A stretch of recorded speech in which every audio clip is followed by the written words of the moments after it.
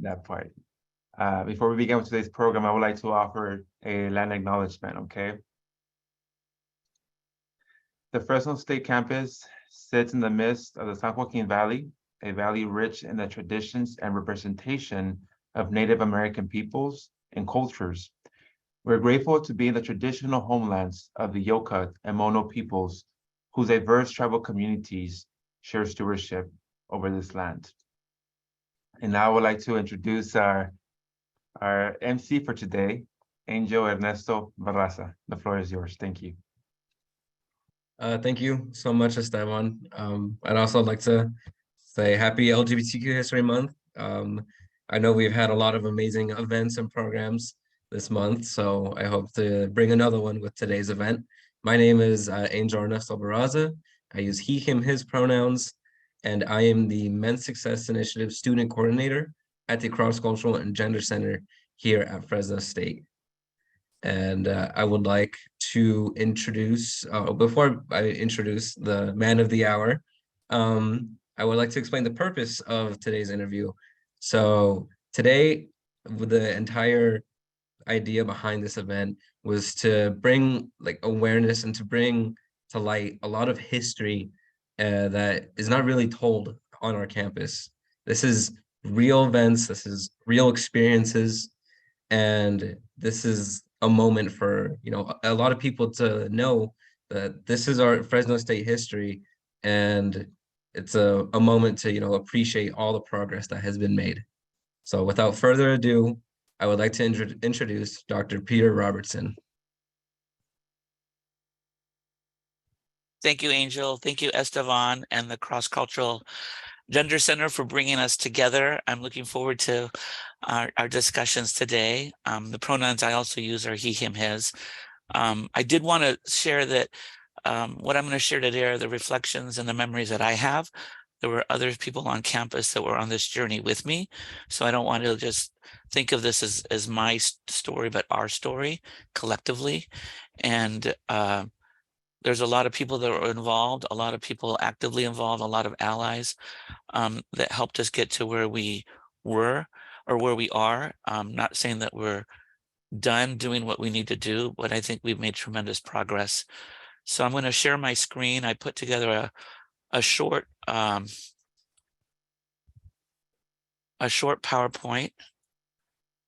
and I hope I do it right. Am I doing it right, Angel? Yes. Okay, great. So this is me. I was a student here. I went to Mount Vernon High School. I grew up in the Pacific Northwest and got a degree from Skagit Valley College. And then I moved to Fresno and attended Fresno City College for 2 years. And then I came to Fresno State, and Fresno State was kind of a challenging time to be a student in the late 80s, to be openly LGBTQ. And it wasn't the most welcoming environment at that time. My tenure, it took me 10 years to complete my bachelor's degree from post-high school to graduation. And I used to look at that as a bit of a deficit in my life. And now I've learned to embrace that as an asset. I think I've had some people along the way that have been patient and guided with me. And so since completing my bachelor's degree, I have 2 master's degrees, and I finished my doctorate this spring. So as of now, I'm a 4-time grad. I'm also a 20-year employee in the Alumni Association. I'm a donor and a volunteer. And so the 2 pictures I have there, the upper picture is a photo of me. I'm about 3 years old, and that was taken in Bogota, Colombia. And so I'm an immigrant. I came to this country when I was 6, and I became a citizen when I was 12.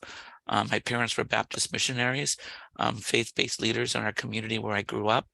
And then the picture underneath is a very poignant picture, a very special picture. And that's a picture of me holding the passport I used when I came to the United States in 1969. And I'm also wearing my doctoral regalia.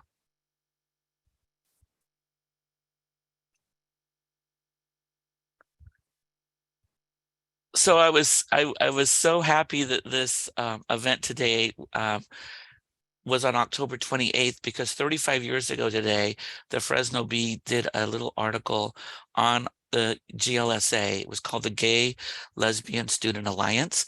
And in that photograph is our advisor in the center, Dr. Sarah DeWorkin, and on the right is Angela Welton. And so we started this club with 14 students and our advisor, and the Fresno Bee did a story about it. And that was 35 years ago today. So we had a booth in the free speech area, and we used to hang out there at lunchtime. And over Thanksgiving Day weekend, it was burned to the ground. And so we had a rally that was covered in the media. It was in the Fresno Bee. And this is an image from the Collegian. And in it, there's Ivan Tobias, Barbara Cooper, and then holding the sign again is Angela Welton. And so I gave a speech on LGBTQ rights that day that I'd forgotten about until Rob Engie, who was one of my classmates, showed me a picture. And then I started to remember that I did in fact was there giving a speech. So that was my first public appearance, I suppose, on behalf of our community, which was 35 years ago this semester. So they burned down our booth, and so we decided to build a new booth. And our dear friend Arliss Rossiter, who's a Fresno State grad, designed this neoclassic booth. It was 6 feet high, 8 feet wide, and 6 feet deep. And we painted it light pink and light lavender. And so that's another photo I think I got from Rob that shows, or maybe Barbara, but it shows all of us behind the booth after we'd put it up and built it and painted it again pink and lavender. One of the most challenging memories I have was in the spring of 1989, and we had a conference here on campus for LGBTQ students. And that day the KKK showed up and drove around campus. And so this is an image from the Collegian, and it was taken by Mark Mirko. And later, Cleve Jones, the activist, wrote about it in his book, Stitching a Revolution, of 5 members of the KKK driving on campus.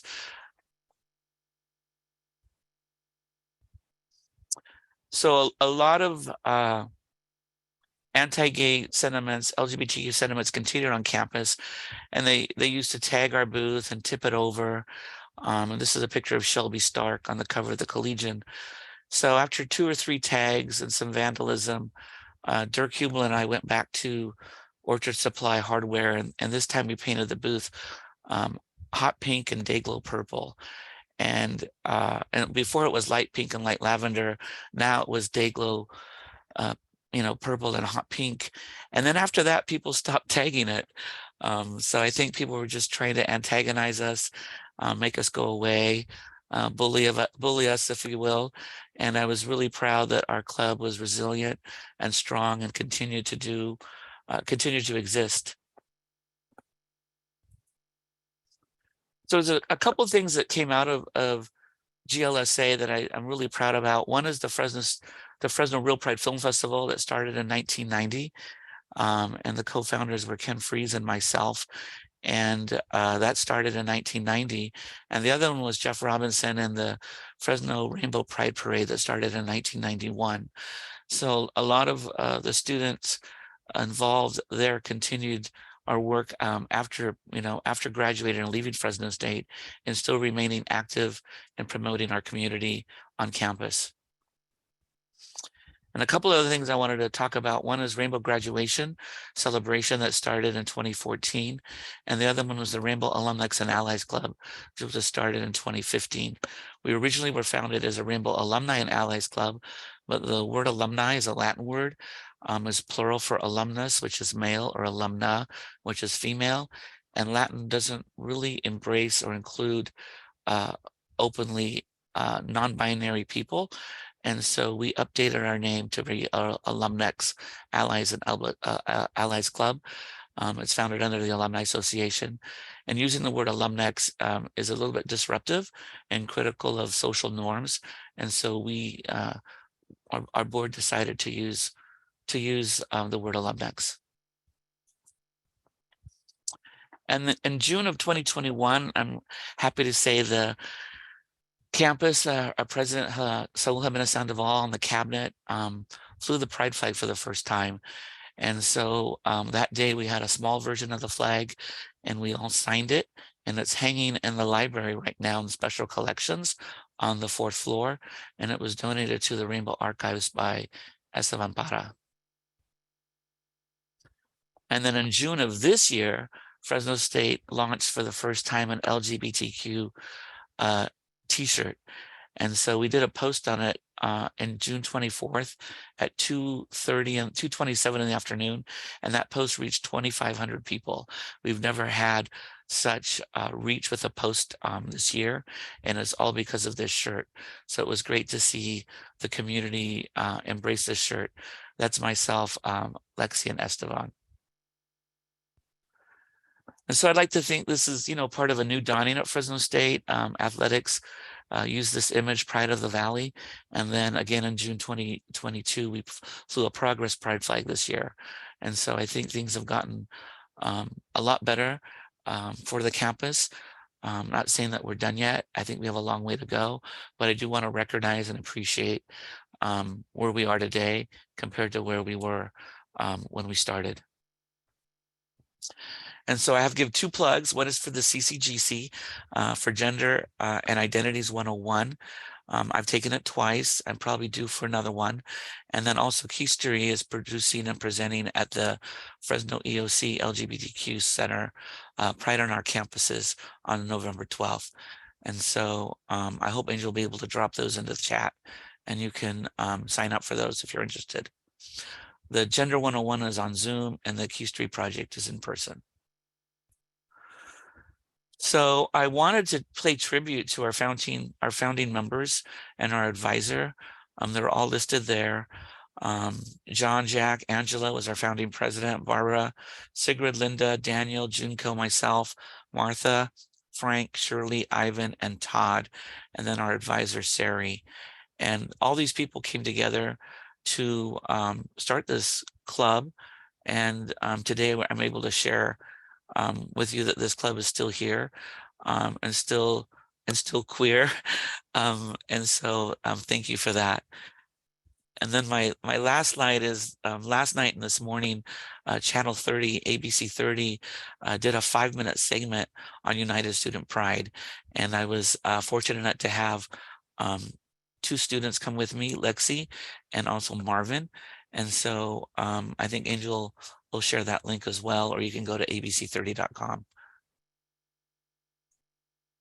Thank you so much. No, thank you, Peter. And yes, we'll drop those links right now. I'll take care of it, Angel. But before we start with the questions, Peter, Dr. Peter Robertson, I recognize that these identities often come with trauma, right? As a member myself, but a lot of the times we have to put our trauma and our experiences on display in order for people to listen to us. So I do want to acknowledge that, Peter, right? I don't want to go on with the event without saying that, because it takes a lot of courage and strength to be here and share 30 years of good times and also not good times, right? And know that you are loved and you're appreciated. Thank you so much. Thank you. I appreciate the conversation we had last week. Esteban was, giving me some positive feedback, and I shared with him, the opportunity. I'm very honored and humbled, but it also, I have to be honest, it doesn't bring me a tremendous amount of joy. But I also feel it's an obligation. So I do appreciate the platform and the space. Yeah, I'd also like to say thank you. Thank you for being vulnerable. And, I know this can be very difficult to talk about. And so I'd like to reiterate what Esteban said. Like, you are loved, and we're so appreciative of having you here at Fresno State. and not only as a faculty, a staff member, but as like a friend, I would say. So, and Thank you, Angel. you're welcome. I appreciate you too. Thank you. That really means a lot coming from you, Dr. Robertson. Another thing I'd like to mention is if anyone is interested in learning more about LGBTQ history here in Fresno State, our Fresno State Library is having a special collections, right? The special collections of the Fresno State Library is having something known as the Bringleman like collection, the exhibit, and it's a collection of so many books, so much news, letters, articles, and if you want to read, go and see it for yourself. It's on the 4th floor of our library at the Special Collections Research Center. Please feel free to check it out yourself if you are interested in learning more. I just wanted to mention that for anybody who happened to be curious, because I know Peter, you just went, or Dr. Robertson, you just went over your own experiences and also other events that took place here at our campus. So Before we get started, Angel, I just got to take a quick moment to collect myself. I'll be right back. Just give me a moment. Take your time.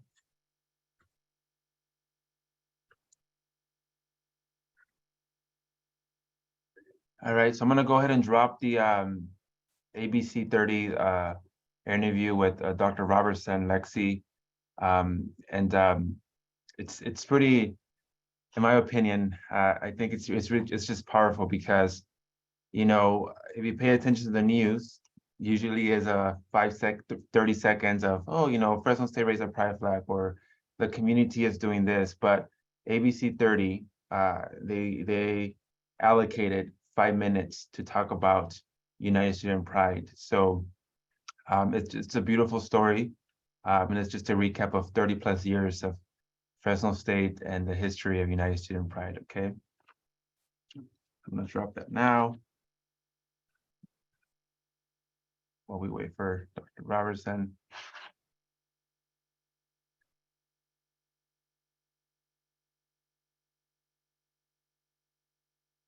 So while we wait a few minutes, to our allies and everyone who's here today, what does LGBTQ plus history mean to you? So we could just drop, you know, your responses in the chat box. We'll greatly appreciate it. So again, what does LGBTQ plus history mean to you? And everyone is welcome to participate.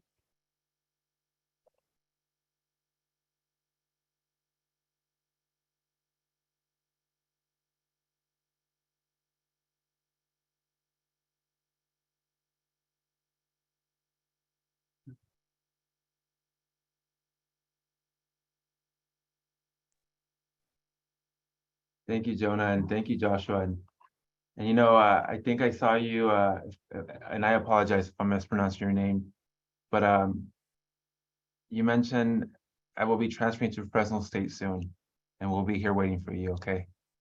Welcome to the Bulldog family. Dr. Robertson, you're good? All right. Yeah, I'm good. Right. I'm good. Thank you. Just surrounded by such love and warmth. It's just beautiful. I'm grateful. I got my tissue. Here we go. Let's do this. Sure. And I don't want to dismiss you know, the comments in the chat box. So whenever you have some time throughout, you know, the next hour or so, please, I welcome all of you to check out the chat box. All right, Dr. Robertson and Angel Ernesto Barraza, the floor is yours. Thank you so much, Esteban. And yeah, please feel free to check out the comments, Dr. Robertson. I've been looking at a few of them, and you know, it's got me emotional. So, and that's a lot for the people who know me. And but I guess in order to start transitioning to the questions, I'd like to thank you for, you know, first of all, sharing everything that you just spoke about right now. And here are our questions. So our first question is in relation to your journey here at Fresno State as a student. You mentioned how you began your journey at Fresno State in 1987. During that time, What inspired you to become an activist for our campus's LGBTQ plus community? That's a good question. Thank you, Angel. I think I heard Helen James use this term before, and I'm gonna use it as well. I think I became an accidental activist. I didn't look at becoming an activist. I became one accidentally. I was surrounded by like-minded people, including allies, and we all worked together to strive to make the campus, a better place for all, and where all means all. Some people have challenges with all means all. Sometimes people's all means all has an asterisk. And so for me, I think that was important. 35 years later, I'm still in contact with a lot of the people that I mentioned earlier. And when we come to, campus, I think one of the most beautiful things of attending an in-person campus are the aspects of student life and the aspects of interpersonal relationships that you build. And for me, as students, we take classes because we have to, but we join student clubs and organizations because we want to. And so for me, reflecting back, everyone that is still living in these photos, I'm still friends with. I'm friends with them on Facebook. I don't see them all the time, but every once in a while we will connect, especially now with the 35th anniversary. So for me, I think my activism was accidental, but I'm so grateful because the fondest memories and friendships I have, and not so fond memories too, but have been because of GLSA, United Student Pride. Thank you so much for sharing and answering, Dr. Robertson. I know it can be difficult to remember these times, and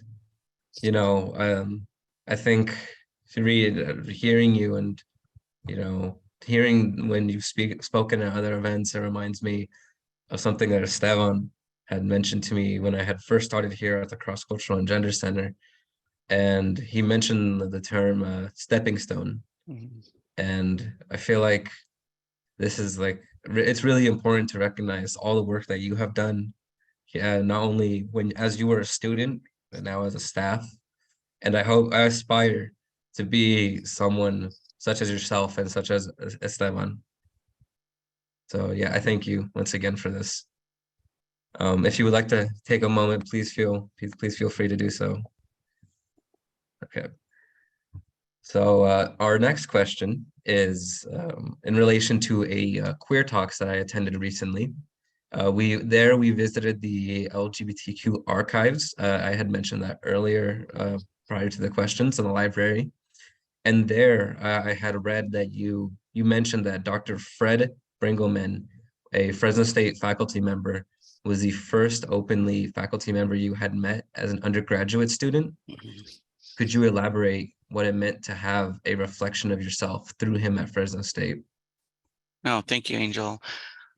I think many of our students, including myself, our intersectionalities, force us to be marginalized and the marginalized, being marginalized, which means being in the margins, and also disenfranchised, which could be not being included in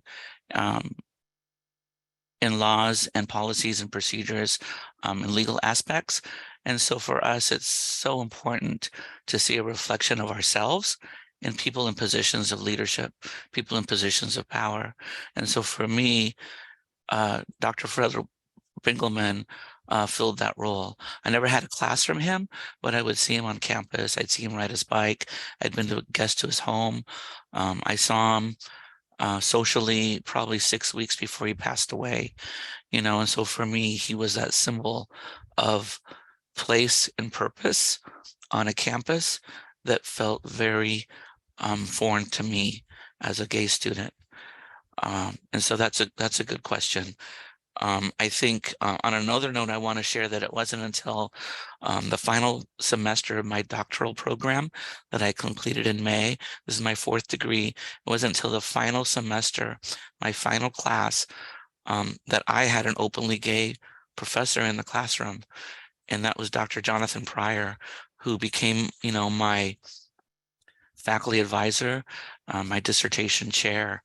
And for me, it went full circle, where I had seen as an undergrad Professor Bringelman, and then to come full circle to actually have someone in the classroom that was openly gay was just so important. And I think representation matters for all of us, and especially on a campus, to see again a reflection of ourselves in the people that we're learning from. Thank you. Thank you so much for sharing that, Dr. Robertson. Yeah, it wasn't until I read that at during the queer talks at the LGBTQ plus archives that I began to reflect myself as well about my own faculty that I can reflect to.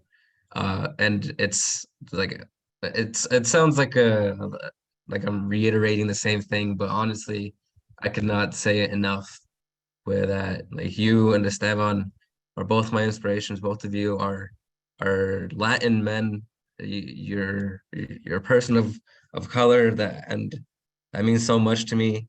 I've told this to so many people, how when I first entered Fresno State, I thought I'm just gonna get my bachelor's and leave, and that's it. And it wasn't until I met Esteban, and through Esteban, I was able to fortunately meet you as well, that I started to realize I can do more. I can be more. And so I'm glad that you've used that word, the word of reflection, and I hope other students, and not even just students, but community members, staff, and other faculty can like see each other in a similar light. So once again, I thank you. So our next question is a relation to your educational, your journey again. You completed your fourth Fresno State degree this last spring, as you mentioned. What were the turning points that you have made to pivot towards supporting students?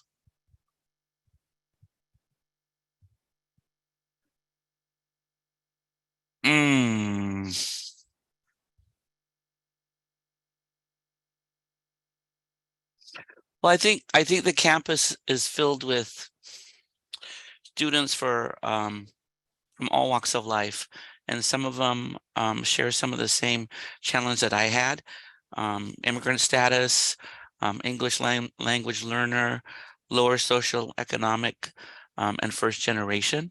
And so I don't think our students ever ask for a hand out, but I know they'll welcome a hand up.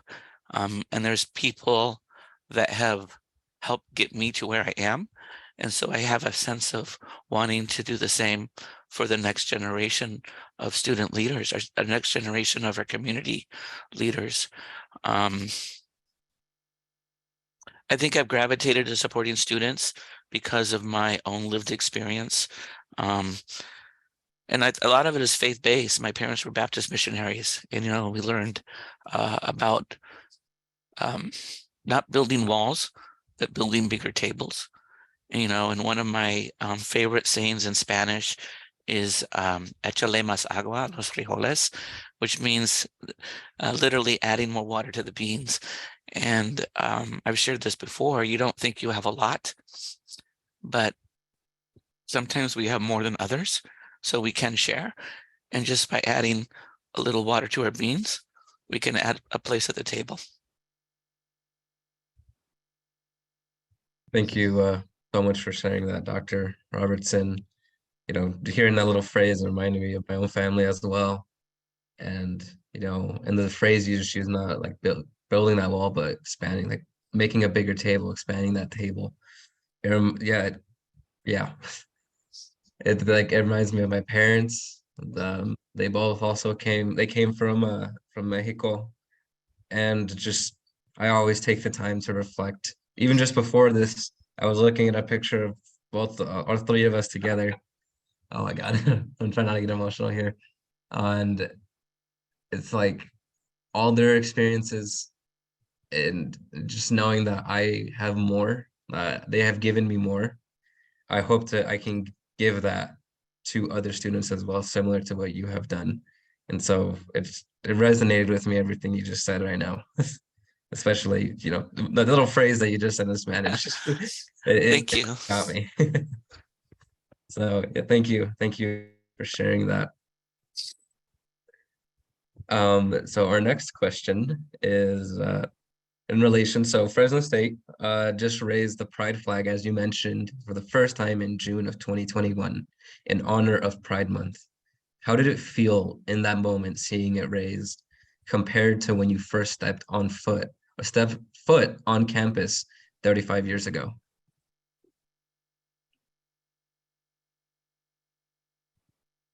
That's a good question. For me, personally, it was remarkable. It was amazing. It was beautiful. It was wonderful to see the campus transform and be a process and witness this transformation. I have to salute, our president, Solomon Sandoval, and the cabinet for supporting this initiative and for making it happen. And because without allies in positions of leadership and power, we wouldn't be able to do what we do. And so it was beautiful to have him there. The mayor was there, Mayor Jerry Dyer as well. His allyship is so important. And it's hard for us as LGBTQ people to see symbols of pride on campus, to see our symbols of reflection again of ourselves in public spaces. So we have to ask, where are the monuments that are for me? Where are the symbols that are for me? Where are the events, public events that are for me and my family? And so the pride flag raising, I think did that for so many people. That was a very emotional, beautiful, touching day. And it filled a new void. Esteban Parra, he spoke that day. I wrote a quote down that was June 9th, and he said, quote, "When I see this beautiful, colorful rainbow flag, I see hope at Fresno State, and I feel I belong at Fresno State," end quote. And I agree with that 100%. And I think he spoke for a lot of people, current students, former students, graduates, community stakeholders, that the campus was inclusive, an inclusive, warm, accepting space, and creating a sense of belonging for everyone. Thank you for sharing that, Dr. Robertson. And I'd like to emphasize how you just mentioned this being a space for everyone. And I feel like that Esteban's quote, especially when he said, "I feel I belong at Fresno State," I could only imagine what that's like for people who aren't out yet, for people who haven't come out to anyone. And I wonder how it felt to see that pride flag being raised not once, but recently now twice in June, Yeah. 2 times already. Yeah. And I wonder how how many people share the same sentiments as Esteban, and how many people have been needing that sense of belonging, because it's it's because not everyone might always have that place. And I hope that seeing that flag being raised twice, I want to keep emphasizing that twice, and will continue to be will continue to be put up every June. And I just wonder how much it'll help those who aren't out yet, and how much it means to them to see that. So thank you for that, and thank you for Esteban for that beautiful and amazing quote. So our final question that we have prepared is, earlier this month, United Student Pride held its educational chat where you presented the USP's history at Fresno State. there you mentioned the importance of allyship. Oh, In what ways can allies better show their allyship? no, I'm glad you asked that question. Um, I recently completed my doctoral dissertation, and I asked two questions. And one of my primary question, my first question was about allyship. And so before I want to answer this question, I'm going to talk about why people are allies. And my research showed that people are allies. People are heterosexual, cisgender heterosexual allies to the LGBT community for two reasons. And the primary reason is because they have a family member or close friend that is LGBTQ plus. And the second reason is the interest of social justice, diversity, equity, inclusion, and for all. And so I think knowing why people are allies is important to understand and to acknowledge. And then to answer your question, um, allyship is so important because you never know who's watching or who you're touching or who you're supporting in just a small way. And it can show up in so many ways. It can show up by attending the Zoom today. It can be liking a CCGC post or liking a Rainbow Alumni and Allies Alumni Club post on Facebook, or even sharing that post. You know, that's a good uh, a, a good symbol, an example of allyship. You can even take it one step further, going to the flag raising at Fresno State, going to the flag raising at Fresno City Hall, going to the Pride Parade, going to the Pride Film Festival, just going to events where there's other like-minded people and supporting them, not just behind a screen or texting, but being present and being accountable and being there. And to me, I'm always so appreciative of a group that marches in the parade, P-Flag Fresno, the Parents and Friends of Lesbians and Gays. And they always touch my heart because they um, represent so much to our greater community for what they've done in the past and for what they're doing now. I think allyship can be shown on, a sticker on your car, a sticker on your water bottle, wearing a pin, just so many things. It's so important to understand that, the LGBT community doesn't just need allyship one day a year. They need it 365 days a year. It doesn't just a one-day event or a 1-month event. We need to see it all year long because we are living among you. We're your friends, we're your family, we're your loved ones. Um, and just having a sense of allyship and acceptance from someone you know is very important, but also from someone you don't know is even more important because you know that you're surrounded by people that see you, people that appreciate you, and people that love you. Thank you for sharing that, Dr. Robertson. I'm commonly referred to as an ally, but I'm always reflecting on that word, and I'm like, have I done enough to deserve that, to be referred to as an ally? And I'm always thinking that to myself. I'm always thinking there's so much more that one needs to be done, and there's so much more I need to do. And so hearing you explain what it means to be an ally, the little things do matter. It helps me like take a step back and think to myself that I'm doing good. I'm doing good. And you're correct when you say that let me take a step back. I feel like hearing your main idea to allyship, it all came down to love and just loving one another. And I feel like that's something we really tend to forget, not just as an ally, but for just people in general. And I feel like allyship is all about loving one another and, respecting, you know, each other. It's all about love, respect, and all that. I didn't realize that I missed the question. Thank you for pointing that out. I don't know how I probably got emotional during that section. So thank you for pointing that out. So I've luckily we do have I've been emotional for 45 minutes, so join the club.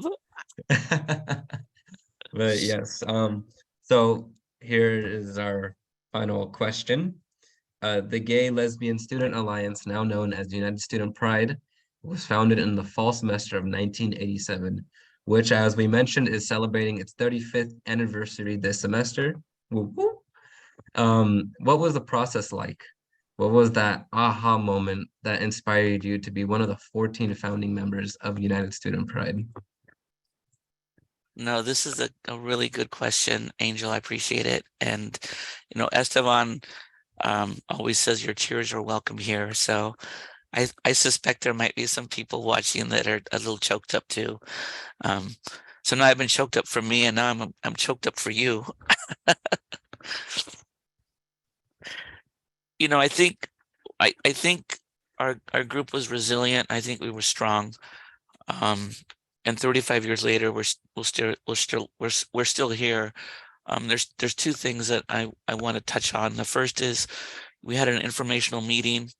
We had 100 students show up, and they passed a clipboard around. We had to give our name and our student ID and sign this document that I showed on my second to last slide.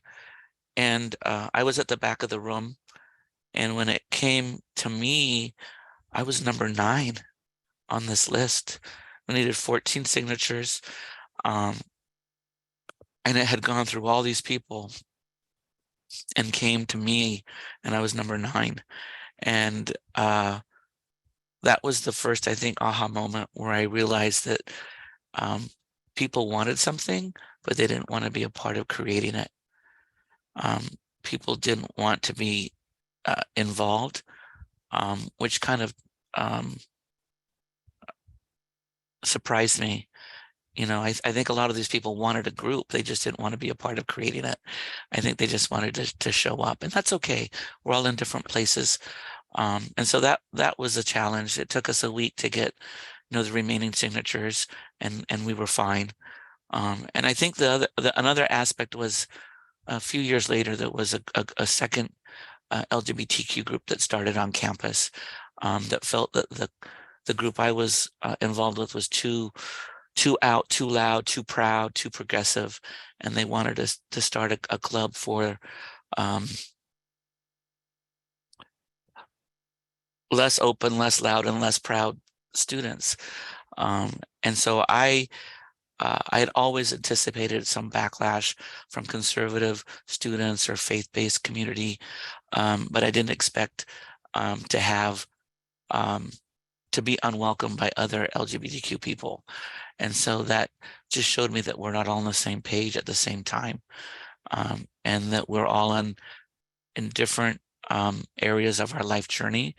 And that's okay too. A lot of us will progress and evolve from where we were until where we are. But that was one of a challenge for me to take in and learn from, that there were some other LGBTQ students that didn't support who we are and what we were doing. Thank you for sharing that, Dr. Robertson. When I'm hearing it all, I feel like it all comes back to that idea of love, and we have to love each other. Being raised in a very traditional Hispanic household, it was standard for me not to show affection. But now that I'm here at Fresno State, and here I am working with diversity, equity, and inclusion, it keeps reminding me that don't forget to love. Don't ever forget to love. And I know it can be scary for some of us to show that. Personally, for me, it is very, very difficult to show that. but I try to give them my all. And I'm glad that the steps have been the steps that you and so many others have made, Dr. Robertson, have been able to, get us to where we are today. And I hope that we can continue to strive and continue to, bring more awareness to so much that needs attention. And I feel like most importantly, we can continue to love one another.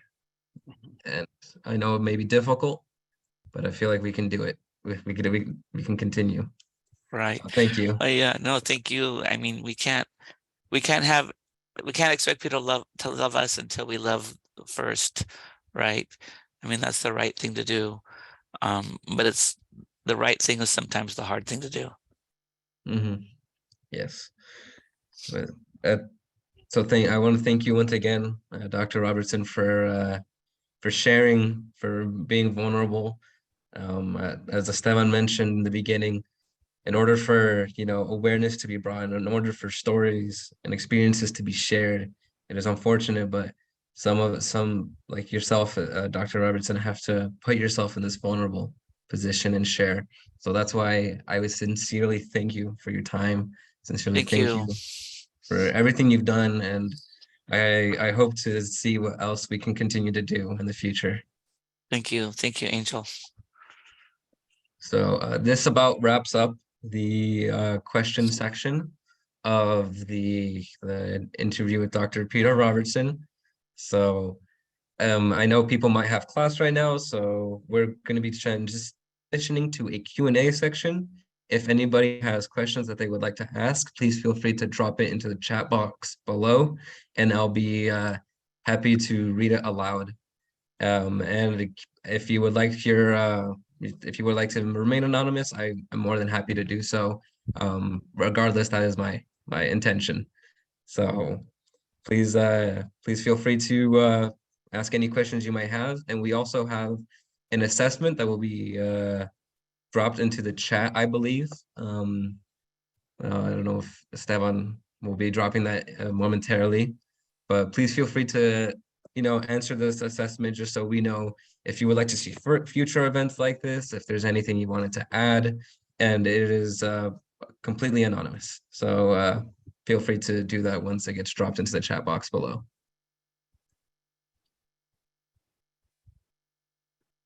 Oh, thanks, Angel.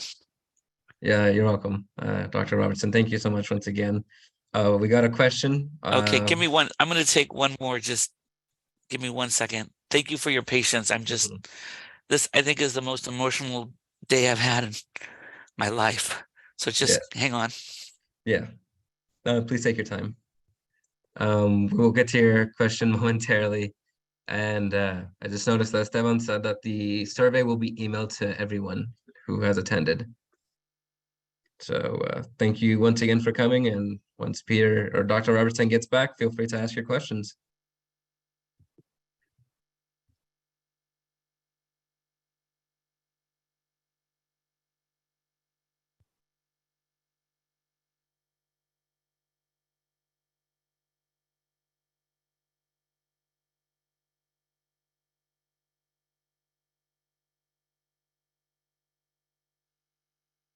Angel, how are you doing? I'm doing better now. We got through it. It was definitely emotional, especially when we started talking about the stepping stones, and I started thinking of my own parents. And I still never forget the advice you gave me when I first started here, how try to envision everyone who supports you and just giving you that push right before a big thing. So right now, before this entire webinar, I was looking at a picture of my parents and I from when we recently celebrated my birthday. And when I saw that, it got me a little emotional. Even talking about it right now is getting me a little emotional.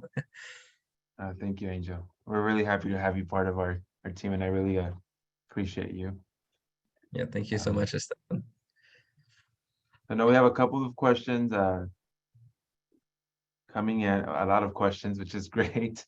And thank you all of you for not being shy, because usually when we get towards the end of the hour, people are like, oh, I don't want to ask a question, but there's a lot of great questions coming in, and we'll wait for Dr. Robertson to come back.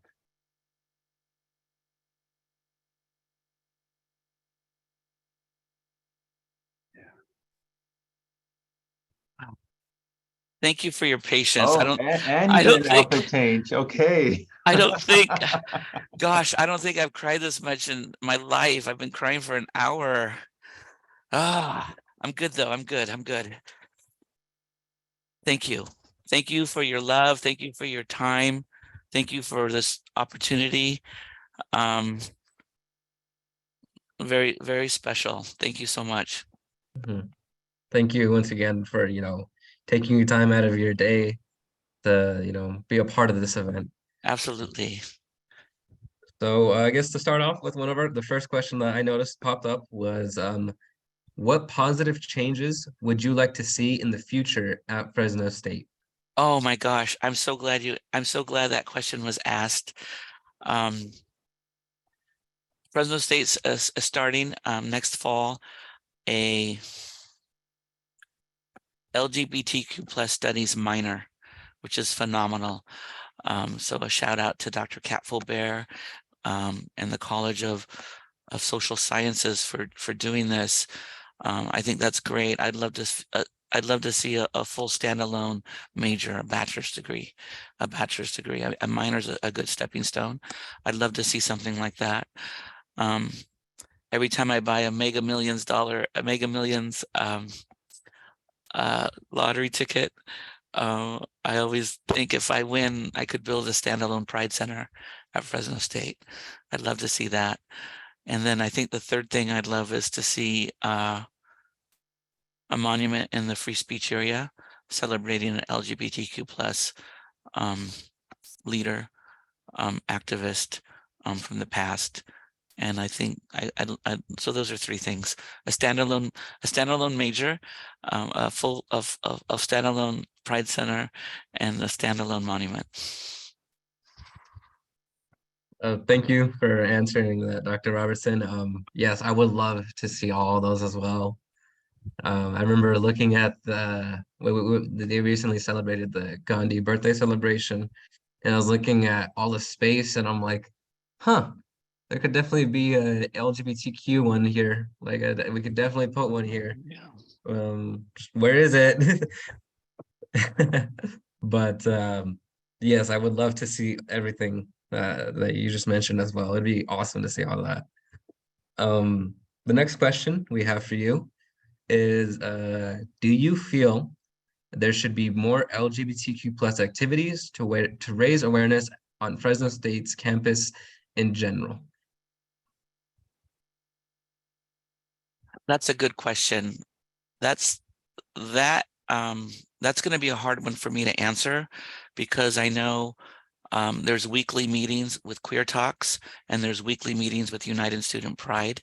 So right there's 2 meetings a week that are taking place. And then I know there's things through the Allies Club, as well as the Rainbow Alumnus and Allies Club, the Allies Network. There's a faculty staff Allies Network that does things as well. I think just having a lot of events isn't as wise as having intentional events. Like the event like today, the event like they had in the library a couple weeks ago. So I think there's a lot of events that are taking place. It's just finding out what those events are. And so I want to give acknowledgement and gratefulness to the events that are taking place. There's always room for more, but right now there's too many for me to attend much. So that's where I'm at. Yeah, thank you for sharing, Dr. Robertson. You are right to say that there is a lot. There's always so much happening, and it's all about just finding out when that is. For those of you who are interested in attending Queer Talks, they happen every Fridays from 1 to 2 p.m. at the Cross Cultural and Gender Center. It's located in the Thomas Building. And United Student Pride meetings happen Tuesdays from what I believe is 3:30 to 4:30. And it also occurs here at the Cross Cultural and Gender Center located in the Thomas Building, right next to the bookstore. So that building to the right of the bookstore, that's where we are. I hope you are able to check us out and attend some of our events. Similar question to what was asked was, I'm wondering what resources Fresno State has when I transfer. There's so much you can look for. Here at the Cross Cultural and Gender Center, we're always promoting not only our own events, but we try our best to promote others' events on our social medias. If you're asking in regards to LGBTQ resources, there's so much that you can find at our website. There are quick links that'll take you to any little thing you're looking for. For example, I'm here currently in our gender equity room, and we have so many different like flyers here. Let me pull one up to the side. This is resources for transgender students. We have these little pamphlets, informational things, contact information on the back of it. And, it's everywhere. You could just feel free. You just gotta, know where to look. And I'm glad that you asked that question. Sorry if I took that question for you, Dr. Robertson. I don't know if you wanted to add anything else.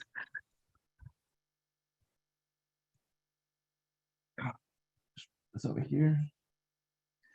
So yeah, did you want to add anything else to that, Dr. Robertson? No, I think that was good. This semester the library is showing the Fred Rinkelman collection of books that you mentioned earlier, and then also the library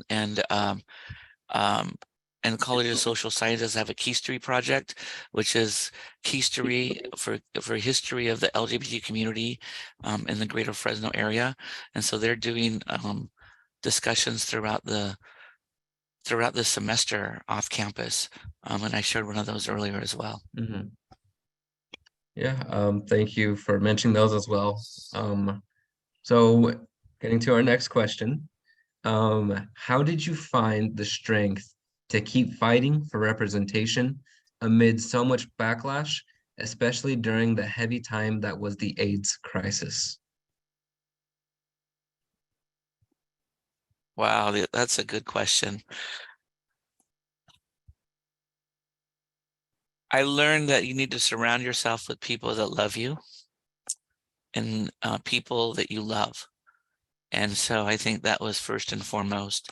And the other one is I have to give a shout out to my spouse, Victor, who was always there with me, hand in hand, supporting anything and everything I was doing, even when I had people tag my car, people verbally abuse me, people threaten me with violence, people spit on me, people leave phone calls on my answering machine, people leaving, random harassing phone calls in the middle of the night. It was not a pleasant experience. But you have to ask yourself if it's when they burned our booth, our club fell in half. Our membership fell in half because people didn't want to be a part of this club. So we had to ask ourselves, do we go away or do we continue? Because if not us, who? And if not now, when? Right? And so for me, our collective group was small but very mighty, and we decided to rebuild our booth. And then we painted it pink and lavender. And then when they tagged it, we painted it hot pink and dayglow purple because we weren't going away. And so I'm glad that we were resilient. And I think looking back, we were a little stubborn as well. So sometimes being stubborn is good. Yes, thank you for answering that, Dr. Robertson. I know a lot of people are like, you can't be stubborn, but I feel like in this case, yes, all the power to you. Please be as stubborn as possible. So yeah, thank you for answering that question. Let me see the next question we have. Here we go. How do you feel now that campus media helped the organization? I'm not sure what that is referring to. Oh my gosh, that's a good question.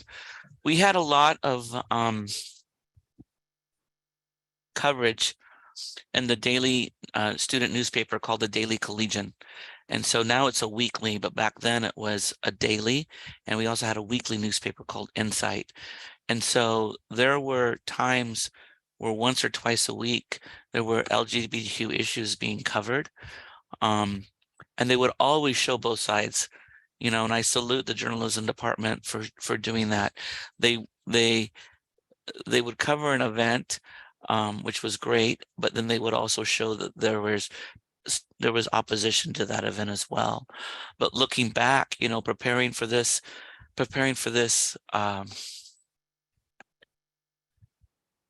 interview, and also the one I did for United Student Pride, United Student Pride, I spent 3 months on a PowerPoint of 35 slides, and all of my half of my slides were stories and photographs and clippings from the student newspaper, where the Collegian was there covering our events. So looking back, we have these artifacts and memorabilia of the things that happened. So our media on campus from the printed newspaper was vital to us being allowed to spread the message of who we were and who we are. So I hope that answered that question correctly. Don't let me ramble too much. Yeah, I believe so. That answered the question. If that did not answer your question, please feel free to clarify in the chat, and we're more than happy to make that clarification. But yeah, thank you for sharing the importance of I think it comes down to that representation and the fact that the media was able to provide that on a large scale was it was really key and important. So the next question we have for you is, let me see. So the next question is, I hope I phrased this right. Whose job is it to educate allies on the LGBTQIA community, or how? I believe it is allies' job to learn, but I would like to hear more or other opinions. I think that's a really great question. I think I took Gender 101 twice because I wanted to be a better ally to the lesbian community, to the non-binary community, to the transgender community, so for me as a cisgender gay man, I know I need to be allies to other people within the LGBTQ plus community. And so for me, taking that class twice was good, and I'm probably due for a third time, like I've said before, because I need to learn more, but I also need to be part of my solution and go find out where these resources are, because I don't have all the answers, but there's some opportunities here on campus and off campus. The Cross-Cultural Gender Center, the Fresno EOC Resource Center, Rainbow LGBTQ Resource Center downtown, Fresno Spectrum Center. Fresno State just opened a $60 million building called the Resnick Student Union, and on the second and third floor are all gender restrooms, where they have 10 restrooms, 10 individual stalls on each floor that are completely gender neutral, and all gender. So, which is amazing. I've never seen that in such a public space before, especially in Fresno. And so for me, I look at the people in charge of that building, in charge of that space, of not doing, male bathrooms, female bathrooms, other bathrooms, just making bathrooms, just making restrooms. And to me, that's a symbol of allyship that was revealed to me when I had a tour of that building last month. Allyship, again, can just show up in so many different ways, whether I'm wearing a rainbow pin, a rainbow wristband. It's just showing others. I have my pronouns on my Zoom, you know, as you do, Angel. That's a way of showing my allyship. And then I think Esteban was the first faculty staff member on campus to put pronouns on business cards. And so I followed suit in June when I got my new business cards, and I added my pronouns. So there's just such many small things, adding it to my email signature. There's just so many small things we can all do collectively. And I don't have all the answers, but I'm always learning every day. Yeah, thank you for sharing that, Dr. Robertson. I think when you started mentioning the pronouns and allyship with that, it reminded me of my own learning process of all that. I remember when I first started on at the Cross Cultural and Gender Center, I was asked what my pronouns were for my name tag. And I remember just thinking, I've never been asked that before. Why haven't I been asked that before? Like I was like, what? That doesn't make any sense. And so, and even then, like recently, I was looking at some emails, and in the signature section of the email, I remember seeing the pronouns in the email, and within the pronouns was a hyperlink. And when you clicked on the link, it would take you to a page that would emphasize the importance of pronouns. And I thought that was like so like cool, but also creative and important. Because whenever you email somebody and they can click on that, boom, they can instantly, learn and educate themselves. And that's just from an email. So I wonder what Correct. else could Yeah. be done. So yeah, thank you for sharing that. So we have another question for you. Dr. Robertson, as you look back at 35 years of LGBTQ activism, what lessons can you share with newer activists? What has worked in the past for LGBTQ activism? Gosh, that's a really good question.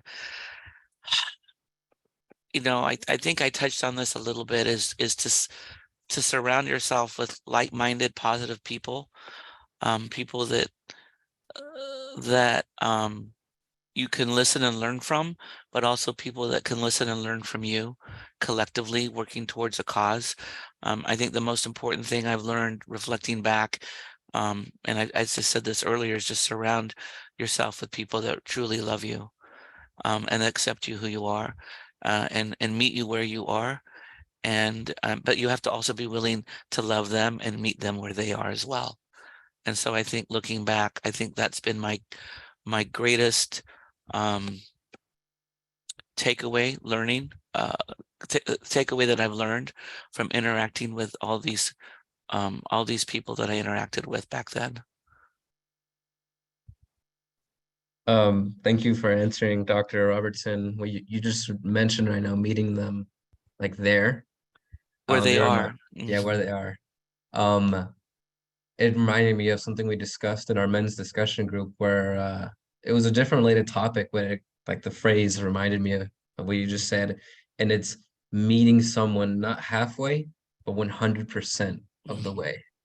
And that is how you create like true like communities, and Mhm. meeting everyone like 100% of the way. That's how Yeah, you that's what I took away when yeah, you just said that. yeah. I believe, Angel, it's easy to say, but it's really hard to do. Hmm. I work on it as well, even to this day. Yes, and definitely, there are certain individuals, we're not going to go there, but that's how we just have to do it. It's always taking that step back and reflecting on ourselves, as you mentioned. Let's see, we have another question right here. Great life lesson that I was reminded about today. And anything that I need to do, I need to start with love. What life lessons have you learned over the years that guide the work that you do today? That's a good question. I think um, it's important to do what we do for the right reasons, for the betterment of our community, to uplift our community. One thing I'm real proud of, that I've done very mindfully, very intentionally. I got asked to speak at the inaugural Pride flag raising at Fresno City Hall, And then the following year, I was asked again today. Thank you, Councilmember Esmeralda Soria, Miguel Arias, Neslin Esparza, our Mayor Jerry Dyer. And I took a step back and I said, I think there's other people in our community that can speak. And so one thing I've always tried to do is not uplift my voice, but uplift our community's voices. And then the same thing happened at Fresno State. Esteban Para and I worked on the first flag raising. And initially there was discussions that I would be the MC, and in 48 hours we transitioned, and Esteban became the MC, and I was so happy for that, because he's with the CCGC. And so then this last year he says, well, I think you should be a speaker. I said, no, we can find other speakers. And it wasn't that I didn't want to be a speaker, I just didn't think I needed to be a speaker. And so for me, my heart was in the right place, that I wanted to uplift our community, and I can do that, but I don't always have to be front and center. I can be behind, collectively nudging the people that are speaking and giving them love and giving them warmth and giving them a sense of belonging to do what they do. Thank you for answering that, Dr. Robertson. I think what you just said right now reminded me of that whole idea of the stepping stone. Mhm. You took that step back and then gave Esteban the opportunity to be the MC. And then similarly, at the 2022 Pride flag raising, Lexi was our MC. I She cannot did, say how proud I am when I saw her. no, she did a great job. Channel 30, um, Cassandra Gutierrez spent 3 hours with Lexi, myself, and Marvin a couple weeks ago. And initially they just wanted to interview me, and I said, no, I need to have some voices of students too. And Mhm. so the interview was so much more powerful and so much more inclusive because of those student voices. And so that's one thing that I think I've learned about really leading with love is letting other people shine too, letting other people, as Cindy Lauper and Esteban Para say, letting other people show their true colors and shine as well. Mhm. Shine bright like a diamond. Who sings that? I don't. Rihanna. Thank you. But I'm not a good gay. I know all the Barbara Streisand, Dana Ross, and Cher. I don't know all the new I don't know all the new songs. it's fine. But yeah, Rihanna sings that one. Love her. Thank you. Um, I'm gonna let's lose my gay point off my card now because I don't know. Oh my God. Okay, so moving on.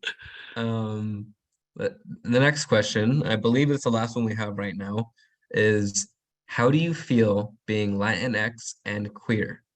Do you feel that the two cultures clash at times? Did you now or in the past find it harder to express one identity in certain spaces than the other? That's a really good question. For me, the challenge wasn't being Latinx as much as it was being raised in the Baptist faith and being raised in the Christian faith, and having parents as Baptist missionaries. And to me, that was the biggest challenge to being LGBTQ, and being that was my biggest challenge to overcome. That still affects me to this day, in many aspects. And so for me, it wasn't my ethnicity, but it was my religion. Thank you for sharing that, Dr. Robertson. I feel like I've spoken to some people about this where we realized that a lot of like Hispanics, that's Latinx cultures are so tied into religion, and it's difficult to sometimes escape that. So I feel like regardless if it was based on your religious backgrounds, that was difficult to blend the two or have the two. I also want to don't forget your Latinx. Correct. Yeah. Correct. Oh, I think that's all the questions we have so far. There is this statement I feel like is important to read. and I feel like I hope that it resonates with you. Dr. Robertson, I was VP of United Student Pride in 2002. Thank you for founding the club. I was able to find a safe space in USP and come out with a group of people, some of whom are still friends today. During our time, we brought the AIDS blanket to Fresno State, just a section of it, to display it in the SSU. It was an incredibly meaningful moment, both for myself as a student, but also for Fresno State. Thank you again for all that you have done and continue to do to support this campus and local community. So I wanted to just read that. Although Oh, it's not a thank you. question, I feel like it's Thank important, you. yes. Well, thank you to that student. I'm always have to remember that it wasn't that I was surrounded with like-minded people helping me on this way. You know, and every time I share, I always include our original 14 members and our advisor, because it was collectively a group of people that helped make this happen. And so thank you for sharing that memory. I appreciate it. Thank you for the person who shared that. You know, I felt it was really important to read that out loud, just as a final thing, just to say thank you for everything you have done, and thank you for everyone who has done so much for our campus. But yeah, is there anything you would like to add, Esteban? I was gonna ask Dr. Robertson, is there any closing remarks you would like to share before we go our separate ways? No, I just want to thank you again for sharing this space with me and inviting me into this space, for sharing the story of GLSA United Student Pride. I was at the library. We had a little reception a couple weeks ago, and I think Dr. Kat Faubert referred to me as an elder, and I didn't like the sounds of that, but it's true because I'm getting close to 60. But I do want to thank, you know, all the allies that have been with us along the way. I have to, you know, I really appreciate Esteban's support in the Cross Cultural Gender Center. I've relied on him and his expertise and his knowledge. I learned from him it's almost every time I interact with him, it's almost exhausting, Esteban. But you do make me a better person. And Angel, since I've met you, just watching you grow and learn, and it's just beautiful. I very, very much appreciate both of you so much. And thank you. Thank you so much, Dr. Robertson. I mean, I cannot tell you how much it God, I'm means. crying again. I haven't cried so much in my You're life. almost getting me to cry with your Good, words. good. I haven't cried so much that I've never heard someone refer to me as doctor so many times. I'm gonna go back and count. I do like the sounds of it. I won't deny that. But yeah, I, thank you so much. I just want to say Much love. thank you. First and foremost, thank you both, right?